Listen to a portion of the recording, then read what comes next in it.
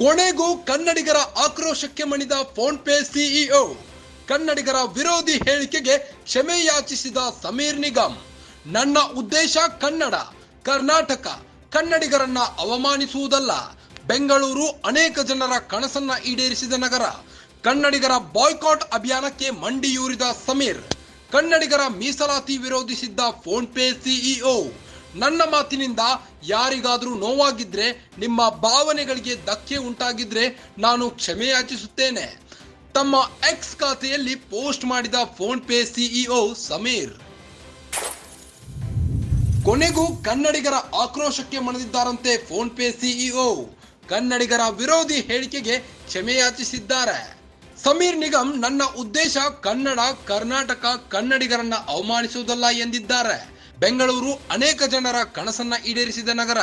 ಕನ್ನಡಿಗರ ಬಾಯ್ಕಾಟ್ ಅಭಿಯಾನಕ್ಕೆ phone pay CEO Sameer ಮಂಡಿಯೂರಿದ್ದಾರೆ.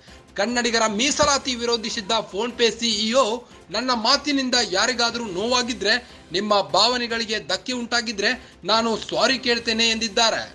ತಮ್ಮ ಎಕ್ಸ್ ಖಾತೆಯಲ್ಲಿ ಈ ರೀತಿ ಹೇಳುವ ಮೂಲಕ ಪೋಸ್ಟ್ ಮಾಡಿದ್ದಾರೆ.